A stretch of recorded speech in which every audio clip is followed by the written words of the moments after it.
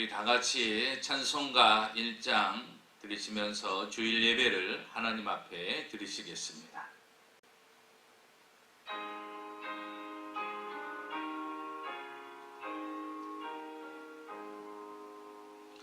만복의 근원 하나님 온 백성 찬송 드리고 서천사여 찬송하세 찬송 성무 성야 성녀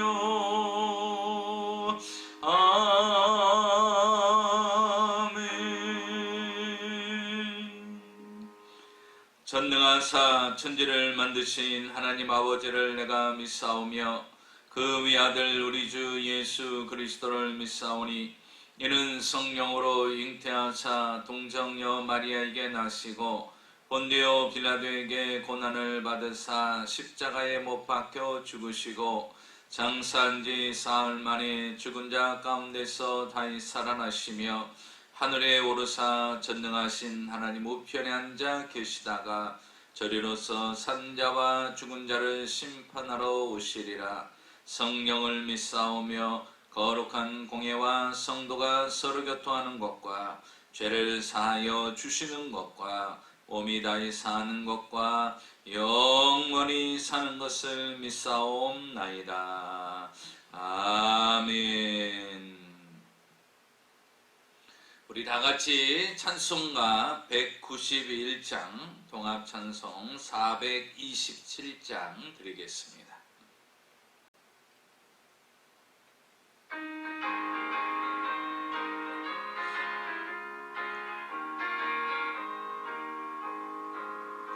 내가 매일 기쁘게 순례의 길에 남은 주의 팔이 나를 안보하며 내가 주의 큰 복을 받는 참된 비결은 주의 영이 함께함이라. 성령이 계시네 할렐루야 함께하시네. 좁은 길을 걸으며 밤낮 기뻐하는 것 주의 영이 함께함이라. 전에 죄에 빠져서 평안함이 없을 때 예수 십자가의 공로 힘입어 그 발 아래 엎드려 참된 평화 얻음은 주의 영이 함께함이라. 성령이 계시네 할렐루야 함께하시네. 좁은 길을 걸으며 밤낮 기뻐하는 것 주의 영이 함께함이라. 나와 동행하시고 모든 염려하시니 나는 숲의 새와 같이 기쁘다. 내가 기쁜 마음으로 주의 뜻을 행함은 주의 영이 함께함이라. 성령이 계시네 할렐루야 함께하시네. 좁은 길을 걸으며 밤낮 기뻐하는 것 주의 영이 함께함이라. 세상 모든 욕망과 나의 모든 정욕은 십자가에 이미 못을 박았네. 어두운 밤이 지나고 무거운 짐 벗으니 주의 영이 함께함이라. 성령이 계시네 할렐루야 함께하시네. 좁은 길을 걸으며 밤낮 기뻐하는 것 주의 영이 함께함이라.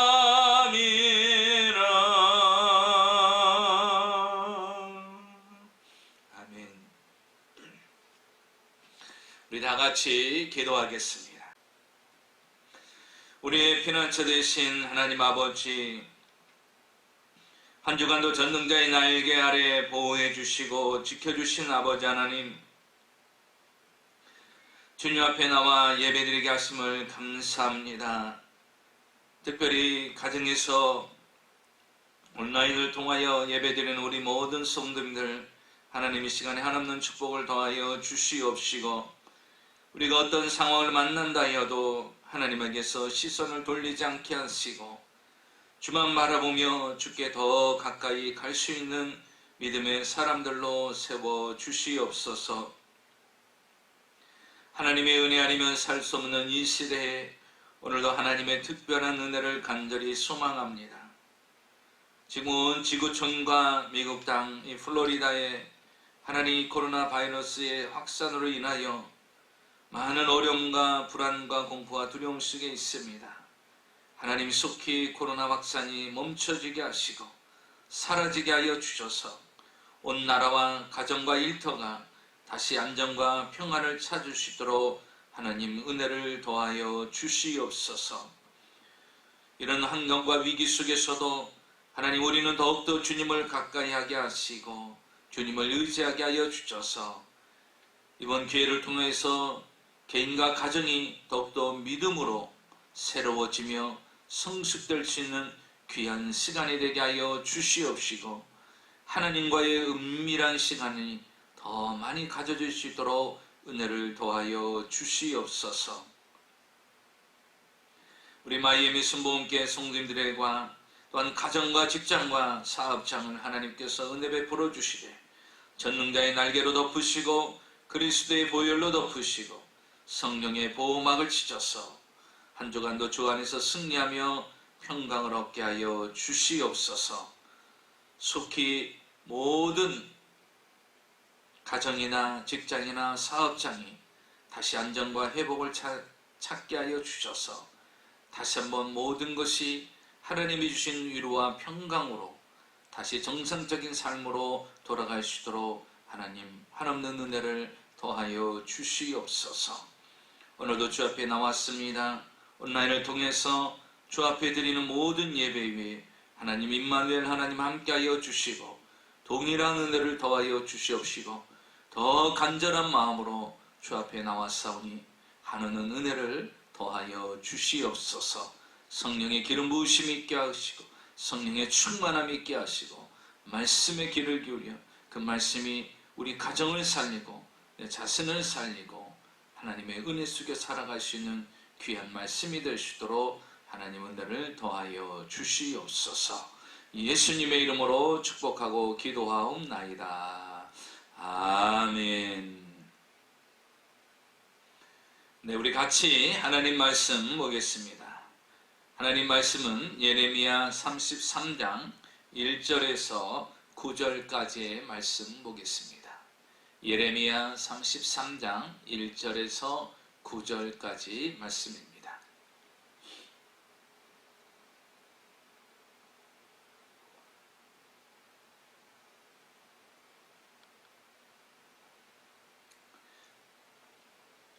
예레미야 33장 1절에서 9절까지 우리 같이 한 목소리로 읽겠습니다. 시작. 예레미야가 아직 시위대 뜰에 갇혀 있을 때 여호와의 말씀이 그에게 두 번째로 임하니라. 이르시되 이를 행하시는 여호와 그것을 만들어 성취하시는 여호와 그 이름을 여호와라는 이가 이같이 이르시도다. 너는 내게 부르짖으라. 내가 내게 응답하겠고 내가 알지 못하는 크고 비밀한 일을 내게 보이리라. 이스라엘 하나님 여호와께서 말씀하시니라. 무리가 이 성읍의 가옥과 유다 왕궁을 헐어서 갈대아인의 참호와 칼을 대항하여 싸우려 하였으나 내가 나의 노염과 분함으로 그들을 죽이고 그들의 시체로 이 성을 채우게 하였나니 이는 그들의 모든 악행으로 말미암아 나의 얼굴을 가리며 이 성을 돌아보지 아니하였음이니라.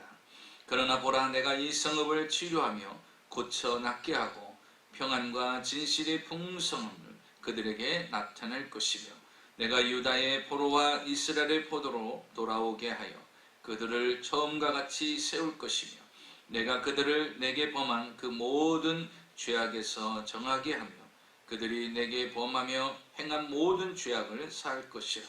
이 성읍이 세계 열방 앞에서 나의 기쁨 이름이 될 것이며 찬송과 영광이 될 것이요 그들은 내가 이 백성에게 베푼 모든 복을 들을 것이요 내가 이 성읍에 베푼 모든 복과 모든 평안으로 말미암아 두려워하며 떨리라. 아멘.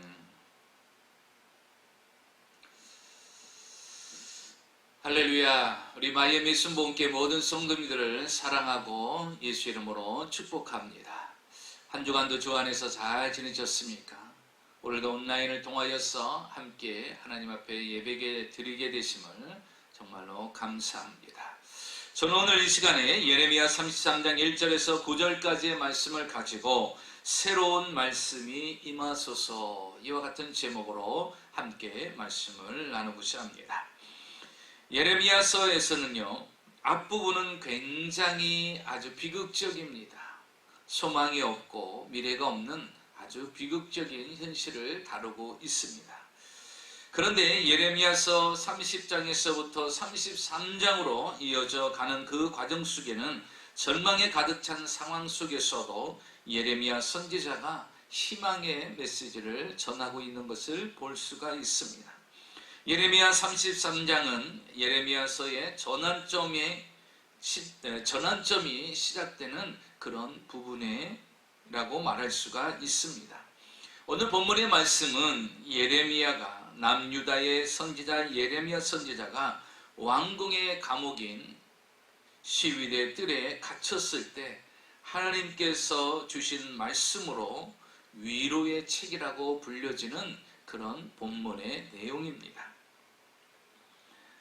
유다는 바벨론에 의해서 3번의 공격을 받게 됩니다. 3차의 공격을 받아 예루살렘 성은 완전히 포위당하고 맙니다. 유다는 바벨론의 포로로 끌려갈 수밖에 없는 상황에 처해질 정도로 이제 바벨론의 공격은 마지막까지 강력했습니다.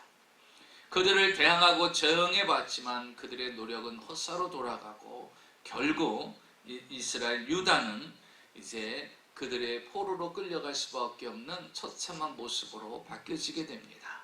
하나님은 이스라엘 백성들, 유다 백성을 도와주지 않고 그렇기 때문에 그 전쟁에 승리할 수가 없게 되었다는 것이죠. 왜 하나님께서는 유다를 도와주지 않았을까? 왜 유다에게 도움을 주지 않고 그들을 버렸을까? 이유는 간단합니다. 유다 백성들이 하나님을 버리고 죄를 범하고 하나님 말씀대로 순종하지 않냐고 우상을 섬겼기에 많은 선지자들이 와서 너희들이 회개하고 돌이키고 우상을 버리고 하나님을 쫓으라. 그러지 않으면 이 땅에 하나님의 징계가 임할 것이라고 수많은 선지자들이 나와서 그들에게 회개를 촉구했지만 유다의 왕들은 선지자의 말을 듣지 않고 오히려 하나님의 선지자들을 심지어 죽이기까지 했다는 사실입니다. 오늘 성경 본문에 등장하는 예레미야도 마찬가지인 것입니다. 하나님의 심판과 유다의 멸망에 대해서 예레미야 선지자는 마지막 왕인 시드기야 왕에게 선포했습니다. 이 우상에서 돌이키지 아니하고 계속해서 하나님 말씀에 불순종하고 하나님을 따르지 아니하면 이 유다는 멸망당할 것입니다.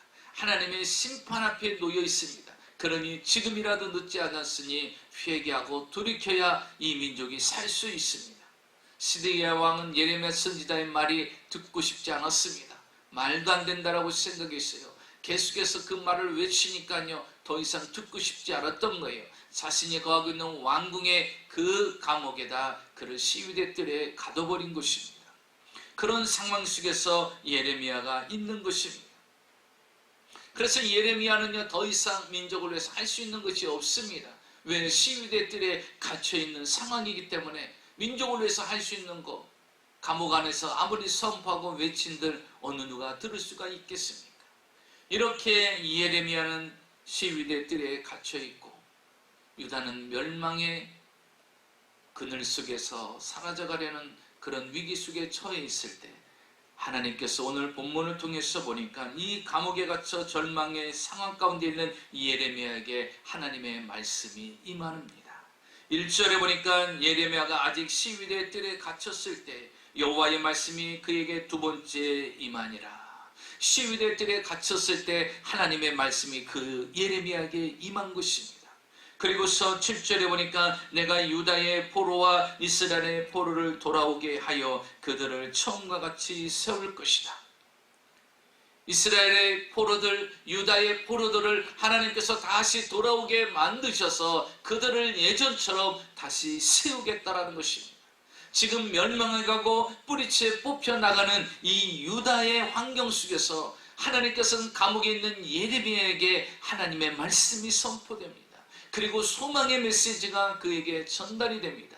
그 하나님의 새로운 말씀이 그 예레미야에게 임한 뒤에 이스라엘에는 놀라운 변화의 역사가 일어나고 하나님의 임재의 역사가 나타나는 것을 우리가 볼 수가 있습니다. 사랑하는 성도 여러분, 지금 시대는 하나님의 새로운 말씀이 우리 가정에, 우리 직장에, 사업장에, 내 인생에 임하여야 되는 시대입니다.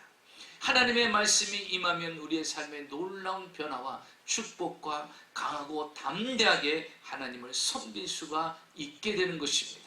상황에 집중하지 않냐고 하나님 말씀에 집중하여 담대한 인생을 살아갈 수가 있게 되는 것입니다. 그러면 오늘 본문을 통하여서 이스라엘과 예레미야의 상황이 어떠한가 먼저 우리가 살펴보고 가겠습니다. 1절에 보니까 예레미야가 아직 시위대 뜰에 갇혀 있을 때 여호와의 말씀이 그에게 두 번째 임하니라, 이렇게 말하고 있습니다. 예레미야의 상황이 오늘 본문 1절에 기록하고 있어요. 예레미야는 시위대 뜰에 갇혀 있습니다. 이유가 무엇이라고 그랬죠? 왕에게 당신들이 우상을 에서 벗어나고 우상을 섬기지 않냐고, 이제 하나님께 돌아오고 회개하고 불순종하지 않냐고 하나님 말씀대로 순종하면 하나님께서 이 나라를 회복시켜 줄 것인데, 만약에 우상을 버리지 않냐고 계속해서 불순종하면 하나님의 징계가, 하나님의 심판이 이 땅에 올 거라고 왕에게 선포했어요. 그러니까 왕이 그 말을 듣기 싫어서 그는 시위대 뜰에 감옥에 가둬버린 것입니다. 그래서 지금 예레미야는요, 시위대 감옥들에 지금 갇혀져 있는 것입니다. 여러분, 선지자가 갇혀 있다라는 것은 무엇입니까? 시대의 상황이 어두운 시대요, 위기의 상황이라는 것입니다. 올바른 말씀을 전하는 자가 없어요. 진실을 이야기하는 자가 없습니다. 공의를 전하는 자가 없습니다. 그런 상황 속에 지금 유다는 놓여 있는 것입니다. 바벨론의 군대가 유다를 완전히 포위했습니다. 예루살렘 성전이 다 회파가 됐습니다. 유다의 왕조는 기울어져 버렸습니다. 마지막 왕인 시드기야 왕은요, 이제 바벨론의 볼모로 잡혀버렸습니다. 볼모로 잡혀버렸어요. 이것이 바로 총체적인 난국에 처해 있는 것입니다. 그들의 상황은 이제 멸망밖에 없는 것입니다. 눈에 보여지는 현실은 아주 비극적이고 부정적인 상황으로 바뀌어지고 있습니다. 예레미야 자신도 지금 감옥에 갇혀있기 때문에 무언가를 할 수 있는 상황이 못 됩니다. 선지자로 할 수 있는 것이 아무것도 없어요. 예레미야는 시위대 뜰에 갇혀 있는데 모든 것이 단절되어 있는 상황입니다. 그런데 그때 어떤 일이 일어납니까? 바로 오늘 1절에 하나님의 말씀이 두 번째 그에게 임했다는 사실입니다. 우리는 하나님의 말씀이 임했다는 곳에 우리는 더욱더 주목을 해야 됩니다. 중요한 것은 지금 그가 감옥에 있음에도 불구하고 하나님의 말씀이 그에게 임했다라는 것입니다. 여러분, 우리가 어떤 상황에 처하든 어떤 환경에 있든 하나님의 말씀이 임하는 하나님의 사람이 되시기를 주의 이름으로 축원합니다. 우리가 감옥 속에 있다 할지라도 처참한 환경 가운데 있고 좌절과 절망 가운데 있고 내가 죽음과 두려움의 공포의 질병 속에서 있다 할지라도 하나님의 말씀이 임하는 그곳에는 놀라운 새로운 역사와 변화와 축복의 역사와 치유의 역사가 일어난다는 사실입니다. 감옥에 있는 예레미야에게 하나님의 말씀이 임했다는 것입니다. 여러분 가정과 여러분은 지금은 어떻습니까? 하나님의 말씀이 임하고 있습니까? 코로나 바이러스로 인하여서 모든 전 세계 사람들이 지금 집안에 다 갇혀 있어요. 가정에 다 갇혀 있습니다. 나오지 못합니다. 여러분, 그 가정에서 개인적으로 가정적으로 하나님의 말씀이 임하는 은혜가 있으시기를 주의 이름으로 축원합니다. 여러분은 지금 그 하나님의 말씀이 여러분 가운데 임하고 있습니까? 귀태를 하는 가운데서도 하나님의 말씀이 여러분 가운데 임합니까? 아니면 그 말씀이 내게 임하지 않습니까? 하나님의 말씀을 통해서 온라인을 통해서 하나님의 말씀을 들을 때 여러분 그 말씀을 통해서 하나님께서 여러분에게 말씀해 주는 것이 있습니까?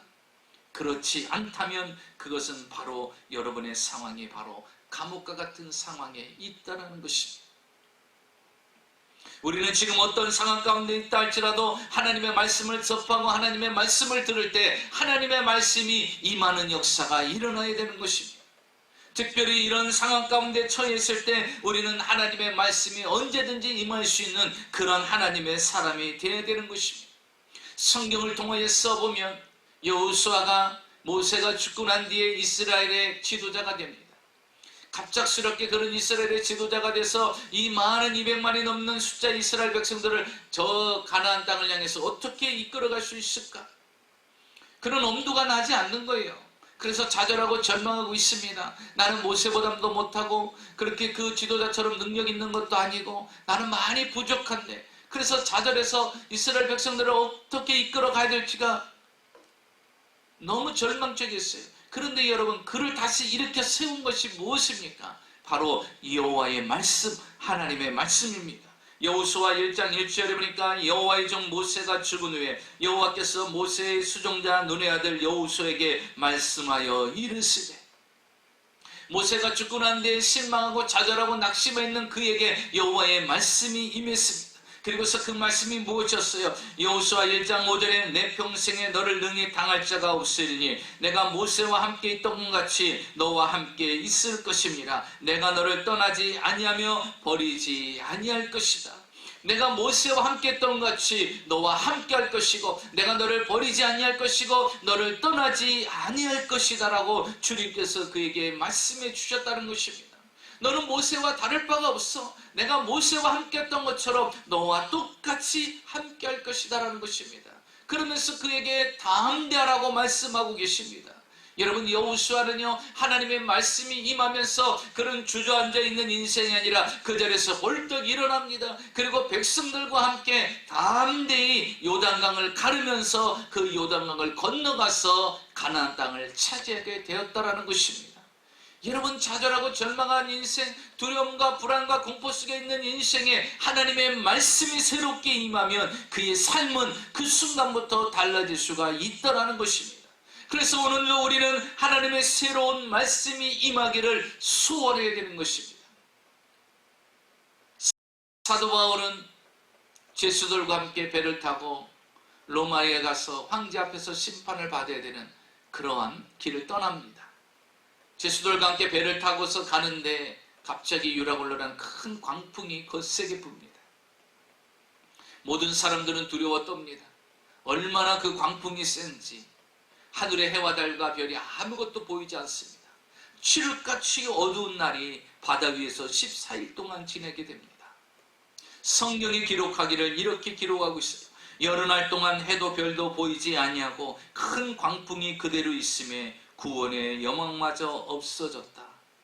구원의 소망이 없어졌다는 거예요. 살 소망이 전혀 없을 정도로 하늘의 해와 달과 별도 없이 칠흑같이 어두운 날을 바다 위에서 14일 동안 지내게 됐더라는 것입니다. 여러분은 얼마나 공포스러울까요? 얼마나 두려울까요? 얼마나 불안할까요? 죽음이 자기 앞에 다가온다는 그 현실감 얼마나 두렵겠어요. 그런데 그 날짜가 14일이나 오랫동안 칠흑같이 어두운 데서 그렇게 보냅니다. 모든 배에 탄 사람들이 다 두려워합니다. 그런데요, 갑자기 한 사람이 일어나서 이렇게 외치는 거예요. 여러분, 두려워하지 마십시오. 걱정하지 마십시오. 그러면서 바울이라는 사람이 이렇게 선포합니다. 내가 속한 바 곧 내가 섬기는 하나님의 사자가 어젯밤에 내 곁에 서서 말하되, 여러분, 두려워하지 마십시오. 걱정하지 마십시오. 염려하지 마십시오. 어젯밤에 내가 믿는 하나님께서 내게 말씀해 주셨습니다. 새로운 하나님의 말씀이 바울에게 임했다라는 것입니다. 그 말씀이 무엇이었느냐? 바울아, 두려워하지 말라. 내가 가이사 앞에 서야 하겠고 또 하나님께서 너와 함께 향하는 자들을 다 내게 주셨다 하였으니 그러므로 여러분이여 안심하라. 나는 내게 말씀하신 그대로 되리라. 하나님을 믿노라. 그렇게 되리라고 나는 하나님을 믿는다는 것입니다. 여러분, 내 하나님께서 말씀하셨어요. 이제 우리가 이 배를 타고 다시 로마로 갈 것입니다. 그 과정 속에 아무런 문제가 없을 거라고 하나님이 어젯밤에 나에게 말씀하셨습니다. 그 말씀하신 하나님의 말씀대로 나는 될 것을 믿습니다. 그러니 걱정하지 마십시오. 사랑하는 성도 여러분, 새로운 하나님의 말씀이 임하면 우리는 이 세상을 담대하게 살아갈 수가 있는 것입니다. 감옥 속에서도 자유롭게 살 수가 있어요. 감옥 속에서도 두려움이 없을 수가 있어요. 나쁜 상황 가운데 절망 가운데 있다 할지라도 우리 앞에 순식간에 그 두려움은 사라질 수가 있게 된다는 사실입니다. 성경은 이렇게 말합니다. 여호와의 말씀이 그에게 두 번째 임하니라. 여러분, 말씀이 임했다라는 것은 무엇입니까? 하나님께서 일하시겠다라는 거예요. 말씀이 임하지 않는다라는 것은 무엇입니까? 하나님이 지금 일하지 않는다라는 것입니다. 그래서 여러분의 가정이 하나님이 일하시기를 원하십니까? 여러분의 인생 가운데 하나님이 일하시기를 원하십니까? 그러면 우리는 이렇게 기도해야 됩니다. 하나님, 오늘도 새로운 말씀으로 내게 임하시옵소서. 하나님, 오늘도 새로운 말씀으로 깨닫게 하여 주시옵소서. 하나님, 오늘도 새로운 말씀을 나에게 주시옵소서. 여러분, 그 말씀만 받으면 우리는 승리하는 인생으로 살아갈 수가 있는 것입니다. 한때 긍정의 힘이라는 책으로 유명했던 조엘 오스틴 목사님이 있습니다. 그분이 그 위에 쓴 책이 있는데 잘 되는 나라는 책이 있습니다. 그 책 속에 나온 내용입니다. 오스틴 목사님의 친구가 있었는데 그 친구가 암에 걸렸다고 합니다. 그런데 그 암이 말기암이었어요. 이 친구는 병원에 가서 치료를 받기 위해서 의사를 만났습니다. 의사와 상담을 하는데 그 의사는 말하기를 당신은 말기암이기 때문에 치료를 받을 수가 없습니다. 그러면서 의사가 치료하기를 포기를 합니다. 그 친구는 집에 와서 자신의 몸을 추스리면서 요양을 하기 시작을 합니다. 하루는 그 아이에게 4살 된 아들이 있었다고 합니다. 4살 된 아들이요, 하루는 성경책을 가지고 이 아빠에게 다가오는 것입니다.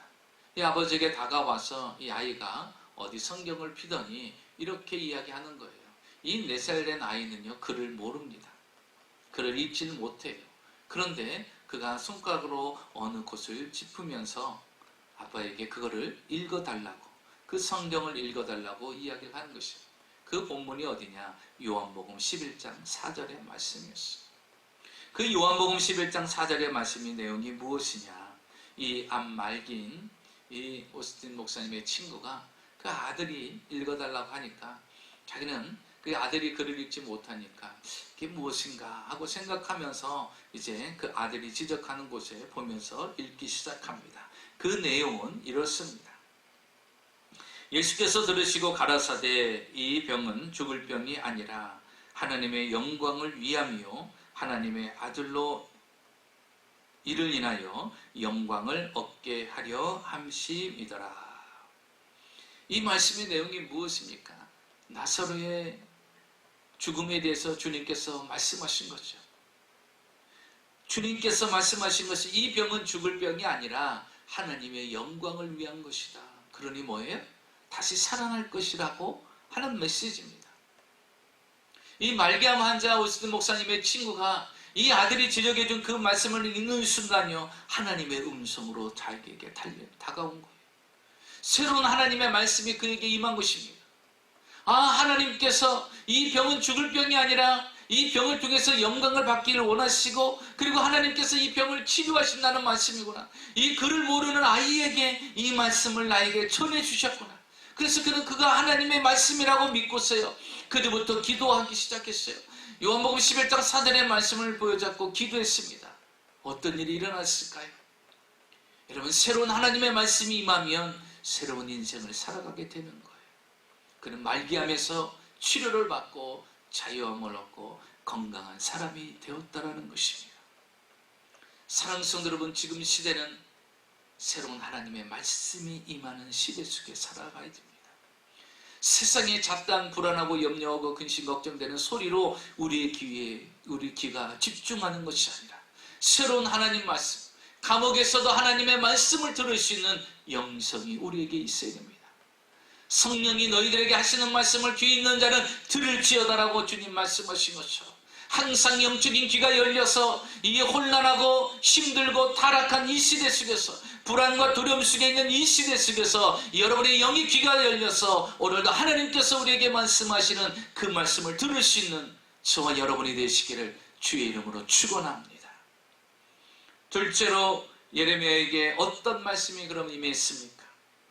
오늘 3절에 보니까 너는 내게 부르짖으라 내가 내게 응답하겠고 내가 알지 못하는 크고 은밀한 일을 내게 보이리라고 말씀하십니다. 주님께서 그에게 말씀하신 것은 예레미야에게 너는 내게 부르짖으라는 것입니다. 여러분 왜 부르짖으라고 했을까요? 그만큼 절박한 상황이라는 거예요. 기도 중에도 일반 기도는요 부르짖지 않고 묵상으로 조용히 기도할 수 있는 것입니다. 그러나 부르짖으라는 것은 지금 이제 모든 상황이 절박하고 어렵고 힘들고 고통스럽고 위기 속에 있다라는 것입니다. 그래서 가만히 살살 기도할 것이 아니라 이제는 소리를 내서 부르짖어 기도할 때라는 것입니다. 여러분 절망이 깊으면요 기도가 되질 않아요. 지금 이스라엘 유다의 상황은 어떻습니까? 바벨론에 의해서 이제 모든 사람들이 포로로 끌려가고 이제 성전이 무너지고 성벽이 무너지고 이스라엘 백성들이 살던 곳이 다 파괴되고 심지어 이제 마지막 왕까지 볼모로 잡혀서 끌려가는 그런 상황 속에 있습니다. 소망이 없어요. 미래가 보이지 않는 그런 상황입니다. 그때 주님께서 예레미야에게 말씀하신 거예요. 여러분 예레미야는 지금 감옥에 갇혀 있어요. 주변의 상황은 지금 이 유다는 초토화돼 가고 있어요. 바벨론에 의해서 멸망이 돼 가고 있습니다. 나라가 뿌리째 뽑혀져가는 상황에 처해 있어요. 자신은 어떠한 것도 할 수가 없습니다. 왜? 감옥에 갇혀 있는 그가 무엇을 할 수 있겠습니까? 그러니까 눈으로 보여지고 귀로 들려지는 것이 다 절망적인 상황이에요. 자신도 감옥에 갇혀 있으니까 뭔가 할 수 있는 것이 아무것도 없어요. 그래서 그런 절망 가운데 있었습니다. 그런데 주님께서 그에게 하신 말씀이 무엇입니까? 너는 절망 가운데 있지 말고 비록 절망과 낙담할 수밖에 없는 환경이지만 너는 내게 부르짖으라는 것입니다. 주님께서 예레미야 선지자에게 말씀하시는 거예요. 지금 너는 내게 부르짖으라는 것입니다. 기도하여서 하나님을 찾으라는 것입니다. 지금 이 상황을 바꿔놓을 수 있고 이스라엘의 미래를 바꿔놓을 수 있는 것, 그 해답은 오직 기도뿐이라는 것입니다. 여러분 좌절하고 절망하지 마시고 다시 기도할 수 있는 여러분이 되시기를 주의 이름으로 축원합니다. 어떤 환경에 처해 있다 할지라도 우리는 기도의 사람으로 바뀌어져야 돼요. 다윗은 시편 86편 7절에 말합니다. 나의 환난 날에 내가 주께 부르짖으니 주께서 내게 응답하시리로다. 다윗은 수많은 환난을 당했습니다. 그 환난 가운데서도 그가 환난을 이기고 승리할 수 있었던 것은 그 환난을 무엇으로 반응했습니까? 기도로 반응했다라는 사실입니다. 환난 가운데서도 좌절하고 절망하고 낙심하지 아니하고 하나님께 기도했다라는 것입니다. 지금 예레미야에게 주신 말씀이 무엇입니까? 상황에, 현실에, 환경에 집중하지 말고 너는 기도하라는 것입니다. 그러면 하나님께서 그 상황과 현실과 환경을 바꿔놔 주시겠다라는 것입니다. 누가복음 18장에 보면 기도에 관한 비유가 나옵니다. 한 원한을 맺힌 여인이 재판관에게 찾아가서 매일같이 고백을 합니다. 나의 원한을 풀어주셔서, 재판관님 나의 원한을 풀어주셔서 매일같이 부르짖습니다. 그럴 때 그 여인이 그렇게 찾아와서 부르짖는 걸 보고 재판관이 그의 원한을 풀어주는 것을 볼 수가 있어요. 그러면서 주님께서 말씀하시기를 이렇게 말합니다. 하물며 하나님께서 그 밤낮 부르짖는 택한 자들의 원한을 풀어주지 아니하시겠느냐? 저희에게 오래 참으시겠느냐? 밤낮 부르짖는 자의 원한을 주님께서 풀어주시지 않겠느냐고 말씀하시어요. 여러분 기도는요 밤에도 하고 낮에도 하는 거예요. 항상 기도하는 거예요. 항상 부르짖는 그들의 기도를 하나님이 외면하시겠냐는 것입니다. 그렇지 않다라는 것입니다. 하나님은 그 기도를 들어주시겠다라는 거예요. 상황이 그런다 할지라도 예레미야야 이제 너는 내게 부르짖어 기도하라는 거예요. 기도하라는 명령이 그에게 떨어진 거예요. 기도하라는 말씀이 그에게 떨어진 거예요. 이 상황을 바꿔놓을 수 있는 것은 기도밖에 없다라는 것입니다. 사랑하는 성도 여러분, 예레미야에게 하나님께서 지금 감옥에서 나와 주게끔 만들어 주겠다고 말씀하시는 것이 아니에요. 내가 너를 지금 감옥에서 꺼내 주겠다라고 하는 것이 아닙니다. 너는 내게 부르짖으라는 것은 무엇입니까? 네가 절망 가운데 있지 말고 감옥에서도 기도의 자리로 나오라는 것입니다. 기도하는 사람이 되라는 거예요. 낙심하고 주저앉아 있지 말고 기도의 자리로 나오라는 것입니다. 사랑하는 성도 여러분, 코로나 바이러스가 우리에게 온다 할지라도, 이 상황이 우리에게 접했다 할지라도 여러분 가정에서 기도의 자리로 나오시기 바랍니다. 여러분의 거실이 기도의 자리가 될 수 있어요. 여러분이 음식을 만드는 그 장소가, 여러분이 청소하는 그 자리가, 여러분이 앉아있는 그 자리가 여러분의 기도의 자리가 될 수 있어요. 여러분 좌절하고 절망하고 낙심하고 태만하게 앉아있는 것이 아니라 여러분의 자리를 기도의 자리로 만드시기를 주의 이름으로 축원합니다. 똑같은 감옥이라 할지라도 감옥이 아니라 이제는 그 장소는 감옥이 아닌 기도의 장소라는 것입니다. 그래서 이 감옥을 기도하는 장소로 바꾸라는 것입니다. 성경을 통해서 보니까 바울과 실라도 감옥에 갇힌 일이 있어요. 복음을 증가하다가 점치는 귀신 들린 여자아이를 치료해줬다는 이유로 오해와 누명을 써서 감옥에 갇히게 됩니다. 그럴 때 그들은 어떻게 했습니까? 감옥에 갇혔음에도 불구하고 온몸이 만신창이 되어서 고통당하는 가운데 고문을 당하고 칙칙을 맞았음에도 불구하고 그는 그 감옥 속에서 절망하지 아니하고 고통 속에서 아픔을 맞이하고 그 아픔 속에서 절망하지 아니하고 그들은 어떻게 했습니까? 바울과 실라가 마음을 같이하여서 그 자리에서 기도하기 시작합니다. 찬송하기 시작합니다. 이 말은 무엇을 말합니까? 그 감옥 속에서도, 그 환경 가운데서도, 그 상황 가운데서도 기도의 자리로 나왔다는 것입니다. 그래서 그 둘이는 기도했습니다. 하나님이여 이곳에 임재하시고 하나님 축복하소서라고 간절히 기도했을 때 하나님이 어떤 일을 행하셨습니까? 지진이 나면서 그 갇혀져 있던 옥문이 열리고 그들에게 묶여져 있던 쇠사슬이 다 부러지고 감옥에서 나오는 역사가 일어났다는 것입니다. 기도의 자리로 나오면요 상황이 달라집니다. 환경이 달라집니다. 우리의 여건이 달라집니다. 그뿐만 아닙니다. 다니엘은요 지금 많은 주변의 사람들이 자신을 사자굴에 집어넣어서 죽이려고 합니다. 그리고 현실은 사자굴에 돌아가서 죽을 수밖에 없는 그런 궁지에 몰린 상황입니다. 그럼에도 불구하고 그는 사자굴에 돌아가서 죽을 수밖에 없는 환경임에도 불구하고 그는 어느 자리에 섭니까? 매일같이 하루에 3번씩 예루살렘 쪽을 향해서 창문을 열어놓고 기도의 자리로 나옵니다. 상황은 사자굴에 돌아갈 수밖에 없는 상황이다 할지라도 그 상황에 집중하지 아니하고 그 형편에 집중하지 아니하고 기도의 자리로 나왔다라는 것입니다. 사랑하는 성도 여러분, 상황보다 현실보다 더 위대하고 더 능력 있는 것은 기도의 자리로 나오는 것입니다. 그 기도가 바로 이 상황과 현실과 형편을 다 바꿔놓을 수 있다라는 것입니다. 그래서 우리는요 오늘 이 시간에도 여러분의 기도의 자리를 만드십시오. 그리고 여러분 그 기도의 자리로 나오십시오. 그리고 여러분 그 기도의 자리에 서십시오. 그러면 주님께서 여러분과 함께 할 것이고 여러분에게 놀라운 은혜를 더하여 주실 것입니다. 그리고서 말씀하십니다. 3절에 너는 내게 부르짖으라 내가 내게 응답하겠고 내가 알지 못하는 크고 비밀한 일을 내게 보이리라. 주님께서 약속하십니다. 뭐라고 약속하십니까? 내가 내게 응답하리라. 부르짖으면 주님이 반드시 응답하시겠다고 약속했습니다. 그래서 여러분 우리가 할 일은요 기도하는 것입니다. 우리가 할 일은 좌절하고 절망하고 원망하고 탄식하고 불신한 가운데 있는 것이 아니라 하나님께 나와서 기도의 자리에 나와서 기도의 위치에 서서 하나님께 시간을 정하고 마음을 정하고 밤낮으로 찾고 구하고 두드리고 그래서 하나님 앞에 구하는 자가 되어야 됩니다.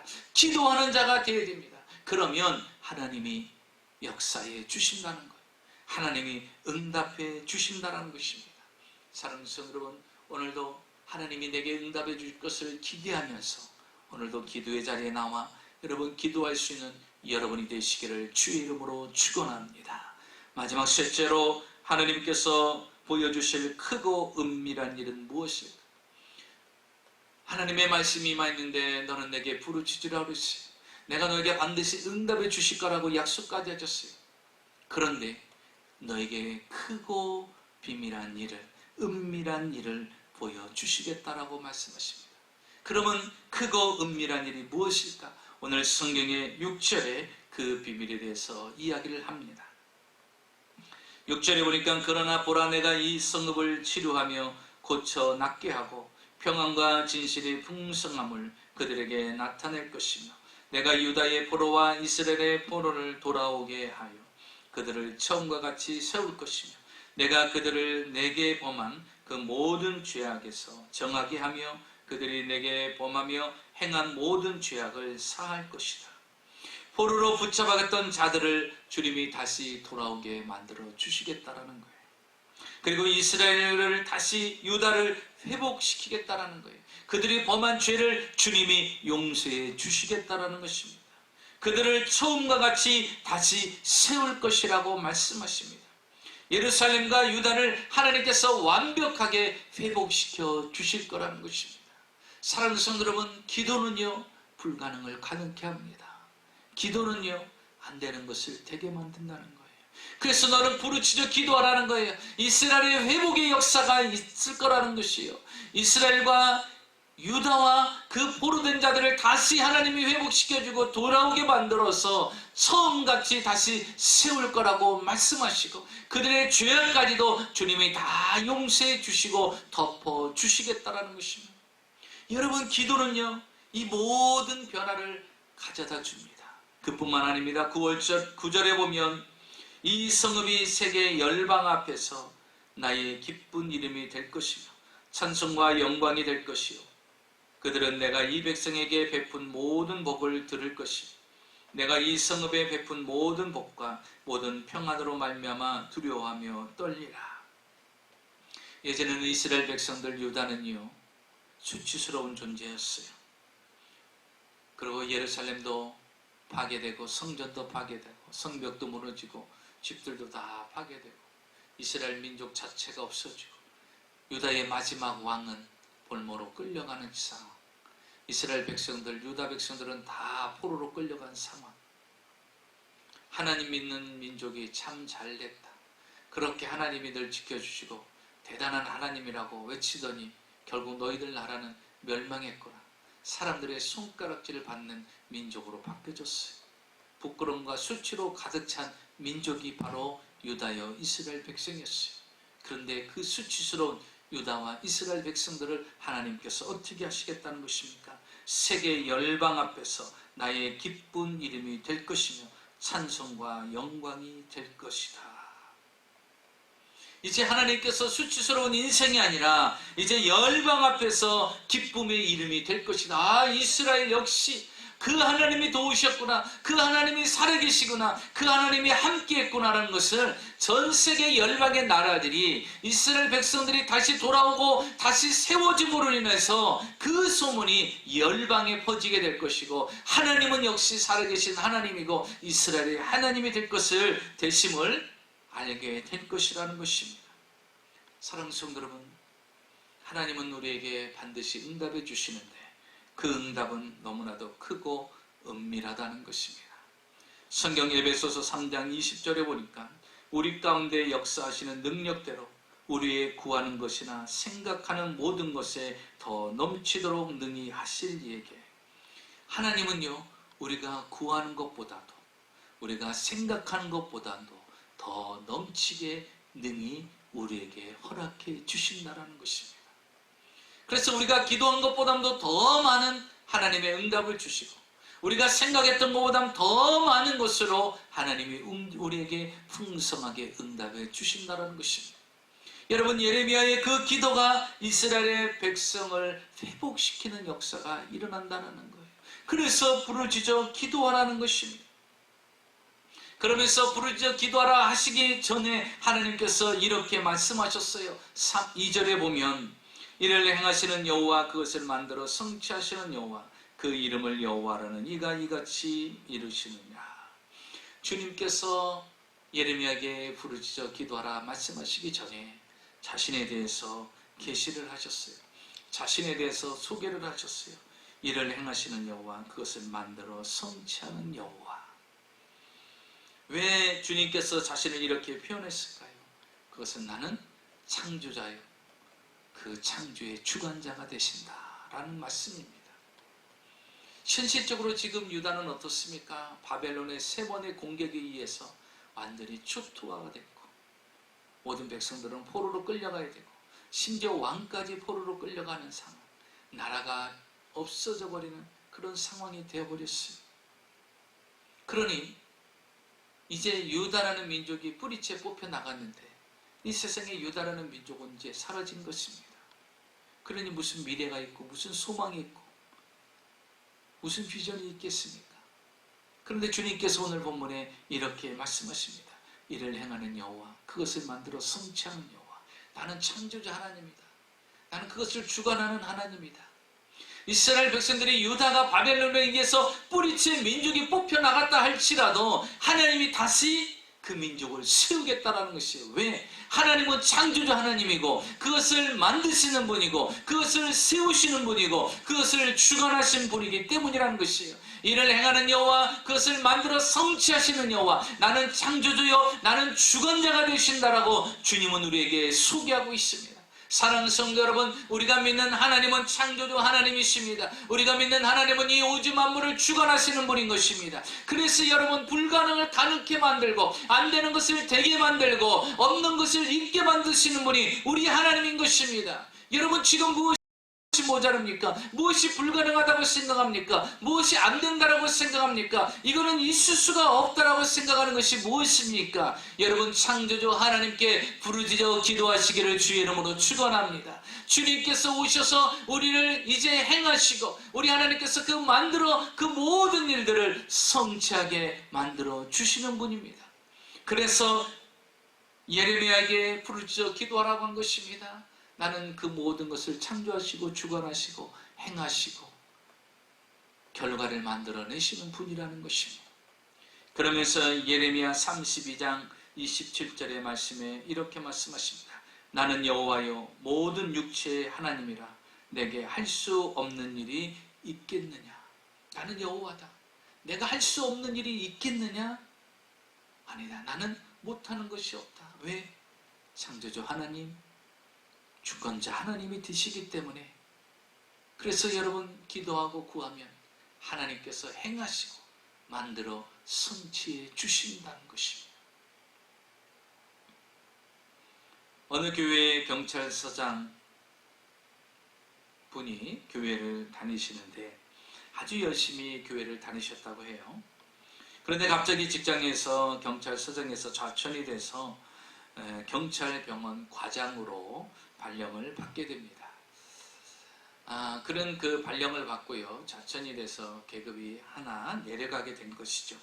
과장으로 발령을 받으면서 경찰병원으로 가게 됐습니다. 이 경찰서장은 상당히 낙심이 됐어요. 내가 열심히 하나님을 섬겼고 주일 성수도 하고 11조도 드리고 봉사도 하고 헌신도 했는데 어떻게 하나님께서 나에게 이런 일을 행하실 수가 있을까? 하나님을 내가 얼마나 잘 섬기고 잘 믿었는데 좌천이라니 말도 안 돼. 정말 하나님은 살아계신가?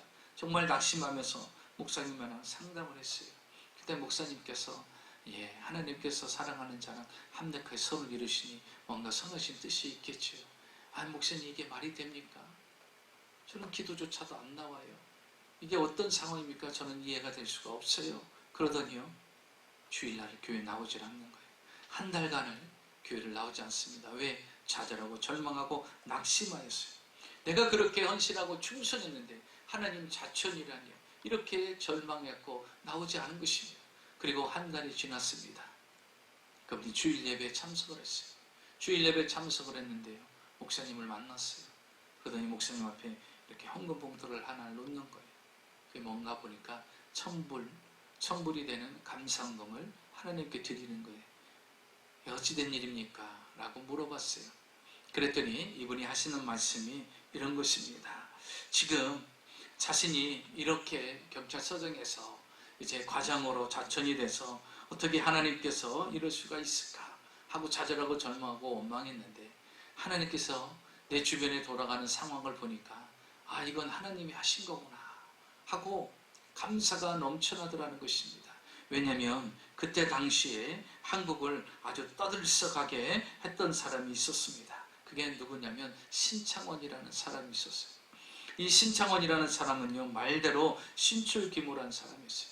마치 옛날에 홍길동처럼 여기에 나타나고 저기에 나타나고, 그리고서 거기에 나타났다고 해서 경찰들이 동원되면요 순식간에 사라지고 다 잡은 줄 알고 포위했는데 순식간에 거기서 또 빠져나가고, 그러다 보니까요, 이 신창원이라는 범죄자가 가는 곳마다, 지역에 갔던 곳마다 어떤 일이 일어났느냐, 그 경찰서장들은요 다 파면을 당해야 되는 거예요. 예, 잡지 못함으로 인하여서. 그런데 자신이 경찰서장으로 있던 그곳에도 이 신창원이 왔던 것이에요. 그런데 그 새로운 경찰서장으로 왔던 사람도 그 신창원을 잡지 못했던 거예요. 그래서 결국 어떻게 되냐, 그 경찰서장도 파면당한 거예요. 그래서 주변에 있는 많은 이제 한국 계급으로 얘기하면 무궁화를 다뤘던 모든 경찰들이 그냥 신창원이 떴다는 곳에, 신창원이 갔다가 하는 그곳에 그를 잡지 못하면요, 그 지역의 경찰서장이나 누구나 할 것 없이 다 파면당하는 거예요. 그런데 자기가 지금 이렇게 좌천되지 않고 이 경찰병원으로 오지 않았으면 자기도 자기가 있는 그 지역에 왔었기 때문에 자기도 파면당했을 거라는 거예요. 그런데 감봉되어서 자기 이렇게 과정으로 이곳에 있게 된 것도 하나님의 섭리였다라는 거죠.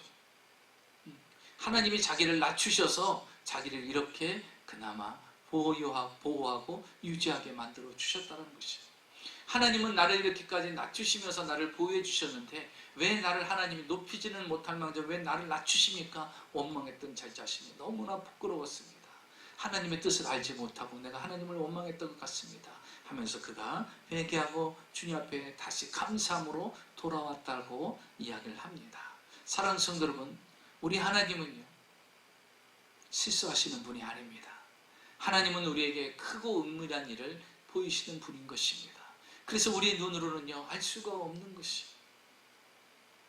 그래서 우리는 지금 이 시대를 살아가는 우리는 무엇이 필요합니까? 예레미야처럼 하나님의 새로운 말씀이 임해야 됩니다. 그 새로운 하나님의 말씀이 임하여서 그 말씀을 부여잡고 기도하고 나가면 하나님께서 크고 은밀한 일을 우리에게 보이시고 그 크고 은밀한 일로 우리에게 응답해 주실 것입니다. 사랑하는 성도 여러분, 환경과 상황에 붙잡혀 있지 마시고 코로나 바이러스에만 우리가 집중해 있지 말고 여러분이 있는 그곳을 기도의 자리로 만드십시오. 그리고 이제 더 이상 주저주저 하지 마시고 기도의 자리로 나오십시오. 그리고 주님께 부르짖어 기도하십시오. 하나님이 응답해 주실 것이고 크고 비밀한 일을, 은밀한 일을 여러분에게 보여주셔서 이를 행하시는 여호와, 그것을 만들어 성취하신 하나님께서 여러분에게 놀라운 응답을 허락해 주실 것입니다. 하나님, 오늘도 나와 내 가정에 하나님의 새로운 말씀이 임하시옵소서. 그 말씀으로 살아가게 하시옵소서. 오늘도 여러분에게 새로운 말씀이 임하는 귀한 역사가 있으시기를 주의 이름으로 축원합니다. 기도하겠습니다. 오늘 말씀 생각하시면서 우리 잠시 한 목소리로 기도하겠습니다. 살아계신 아버지 하나님 감사합니다. 오늘도 우리에게 새로운 말씀을 우리에게 허락하시고 이제 예레미야가 감옥에 갇혔음에도 불구하고 하나님의 말씀이 그에게 임하여서 너는 내게 부르짖으라, 내가 알지 못하는 크고 은밀한 일을 내게 보일 것이라. 하나님 말씀하시면서 앞으로 되어질 일에 대해서 하나님 역사하시고 또 말씀해 주신 것을 볼 수가 있습니다. 하나님, 우리가 코로나 바이러스로 인하여서 우리가 좌절하고 절망하고 불안해하고 염려하고 걱정할 것이 아니라 이제 아버지 하나님 감옥에도 하나님의 말씀이 임한 것처럼 우리 사랑하는 성도님들이 지금 처해져 있는 그곳에 하나님의 말씀이 임하여 주시옵시고 그곳이 아버지 하나님께 부르짖을 수 있는 기도의 자리가 되게 하여 주시옵시고 이제 좌절하고 절망하고 불안해 염려에 떨고 불신앙 가운데 있는 것이 아니라 이제 기도의 자리로 나오게 하시고 지금 처해져 있는 환경을 기도의 자리로 만들게 하여 주셔서 이제 부르짖고 기도하는 자에게 새롭게 응답하시는 하나님의 역사를 체험하게 하여 주시옵시고 부르짖은 자에게 하나님께서 행하시고 또 만드시고 성취하시는 하나님의 특별한 크고 은밀한 응답의 역사를 체험하게 하여 주시옵소서. 항상 우리에게 좋은 걸 주시기를 원하시는, 귀한 것을 주하기를 원하신 아버지, 좋은 것을 주시기를 원하신 아버지 하나님, 우리 사랑하는 귀한 성도님들에게 특별한 은혜를 더하여 주시고 이런 코로나 바이러스 환경 가운데서도 그 그 은밀한 하나님의 특별한 은혜 속에서, 응답 속에서 살아갈 수 있는 구별된 하나님의 백성으로 사용하시고 축복하여 주시옵소서. 예수님의 이름으로 축복하고 기도하옵나이다. 아멘. 네, 감사합니다. 우리 찬송가 50장 들으시면서 준비하신 예물 하나님께 드리겠습니다. 내게 있는 모든 것을 아낌없이 드리네. 사랑하고 의지하며 주만 따라 살리라. 주께 드리네. 주께 드리네. 사랑하는 구주 앞에 모두 드리네. 아멘.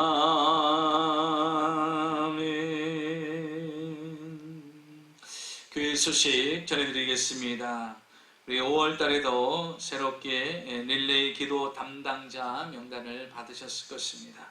우리 교회를 위해서 기도 담당자 되시는 분들은 끊임없이 교회를 위해서 늘 기도해 주시기를 부탁드리겠습니다.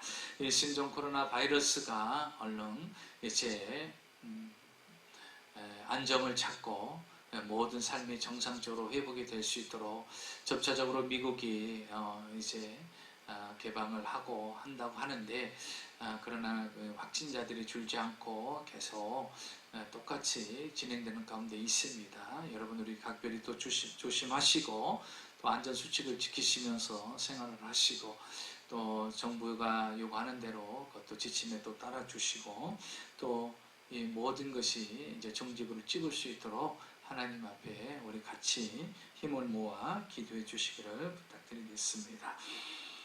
그리고 이렇다 할지라도 우리가 하나님 앞에 예배 드리는 거, 우리 교회는 아직 그래도 1부, 2부로 예배를 드리기 때문에 여러분이 거리 간격을 두고서 충분히 예배를 드릴 수가 있습니다. 여러분, 마스크가 준비되어 있고요. 모든 것이 준비되어 있으니까 여러분이 마음에 결정하신 대로 오셔서 1부든 2부든 시간을 정하셔서 오셔서 하나님 앞에 예배 드리고 하나님 앞에 새로운 은혜를 덧입으시기를 부탁드립니다. 그리고 다음 주는 어버이 주일로 예배 드립니다. 그래서 어버이 주일로 예배 드리고 또 새로운 은혜로 우리가 또 한 주간을 승리하면서 살아갈 수 있도록 위해서 기도해 주시기를 부탁드리겠습니다. 우리가 이럴 때일수록 깨어 있어야 되고요. 이럴 때일수록 더 기도하고, 이럴 때일수록 더 기도의 자리에 우리가 머물러야 되고, 이럴 때일수록 더 큐티를 생활하고, 이럴 때일수록 더 말씀을 묵상하고 말씀을 가까이해서 우리는 영적인 존재이기 때문에 하나님의 말씀을 통하여서 힘을 공급을 받아야 됩니다.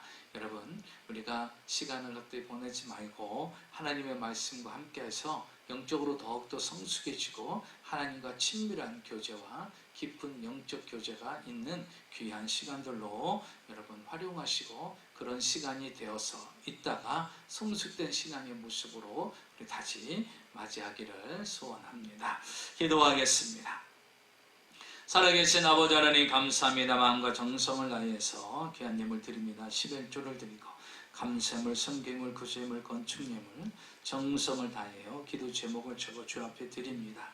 믿음으로 드렸사오니 믿음으로 거두게 하여 주시옵시고, 이 땅에 살아가는 동안 특별히 이런 재난 가운데 하나님, 힘들고 어려운 여러 가지 환경 상황이 있습니다. 하나님께서 불꽃 같은 눈동자로 지켜주시고 도우시고 축복하여 주셔서 이 상황 가운데서도 하나님, 가뭄 가운데서도 까마귀를 통해서 먹이신 주님, 하나님, 이 재앙 가운데서도 하나님께서 필요한 물질들을 공급하여 주셔서 가정이 생활하고 자녀들을 양육하는 데 있어서 물질적으로 어려움 당하지 않도록 하나님께서 공급하시고 채워주시되, 구하는 것보다 더 풍성하게, 생각하는 것보다 더 풍성하게 부어주시는 하나님의 특별한 은혜가 우리 사랑하는 성도님들의 개인과 가정 위에 넘치게 하여 주시옵소서.